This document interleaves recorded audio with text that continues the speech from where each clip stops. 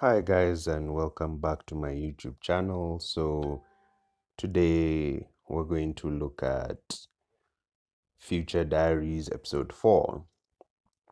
So from the get-go, I would say it's still a bit hard to type the cop, the one that's helping them out, because again, he seems like a TI user, so either ESTP, ISTP, or ENTP, definitely not INTP. But I think we can rule out ESTP because he seems a bit more calm and level-headed. And ENTPs as well can also seem calm and level-headed. I mean, ENTPs can seem calm and level-headed compared to ESTPs. So we also still can't rule out ISTJ because when it comes to police work, STs are the ones that thrive in police work. They love maintaining law and order. Well, for the Js and for the Ps, they just love action, the chance to bust the criminals and use weapons. So it's pretty hard to tell. I would narrow it down to ISTJ and ISTP, but I don't really think there's a clear preference for one over the other. Because, yeah, personality database says ISTP, and yeah, I think that's plausible. Though I think they get the Enneagram wrong. And I would say you can't really rule out him being an ISTJ, because I think ISTJs are more likely to join law enforcement, because they're seen as the pillars of society. The SJ temperament are usually the people who are the pillars of society, so they want to maintain society as it is. So I don't think it's that easy to rule out ISTJ, right? I think personality database has ruled it out, but yeah, I would say it's between most likely ISTP or ISTJ, and then a distant third would be ENTP. But then finally, we've seen that other guy that I was talking about, the eye guy, the guy who's apparently blind, who was transforming. And again, that's the scene I was talking about. So we can see that this person is extremely goofy or inherently goofy. So, I mean, such goofiness, you gotta be a dominant perceiver for that one, hands down. Hands down, he's a dominant perceiver, right? So that means either ENTP, ENFP, ESTP, or ESFP. But he kind of has this goofiness to him that's not necessarily intense, but it's kind of hilarious. So I would definitely say he seems more like either an any user or a feeler. Like, I don't think a thinker, a sensing thinker would be that goofy. So I can rule out ESTP.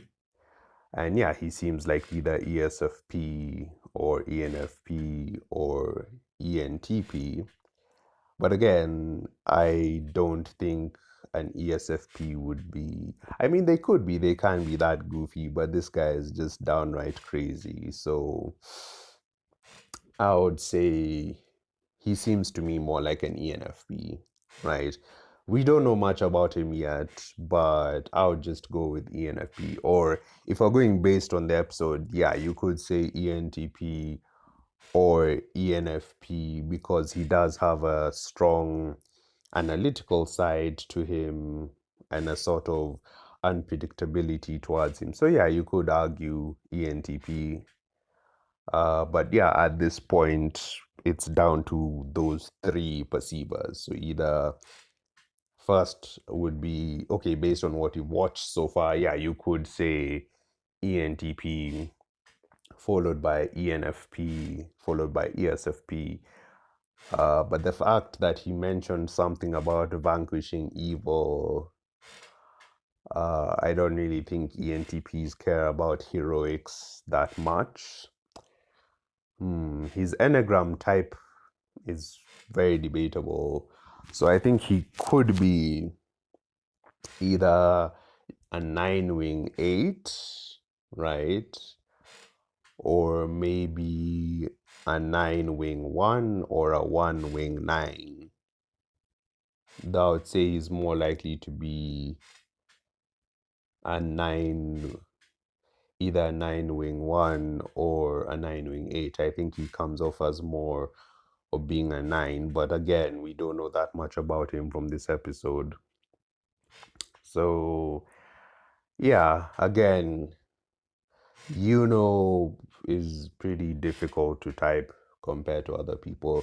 Like, yeah, I know some people are like, oh, yeah, it's obvious, she's an INFJ. But again, the same argument could be made for an INFP Enneagram 8, right? And Enneagram 8, I'm not sure, probably wing 7 or maybe even wing 9, right? Because definitely she does seem like a dominant feeler. Because if you're trying to decide between the two, you're trying to decide, does she lead with her feelings or does she lead with her intuition? And it's pretty clear she does lead with her feelings, which is why I'm suggesting she's a dominant feeler rather than dominant intuition. But someone would argue the only reason it seems that way is because her feelings are very extroverted. And in my other video, I had said sometimes people can have a function that's lower, but because it's extroverted, it appears more. So, for example, you have INTJs and INTPs. So, INTJs lead with intuition, but INTPs have extroverted intuition. So in terms of ideas, you're likely to hear more ideas from an INTP than an INTJ, right? So in other words, all I'm saying is that there are arguments for both sides. So yeah, I'll keep watching and I'll see if any other typing stands out more clearly. I think there's also a character known as Murmur, Deus's helper. So maybe she's, I don't know, she seems more like an EF, so probably an ESFP, kind of chilled out and goofy and simplistic, kind of a dunderhead. So yeah, that's how she seems.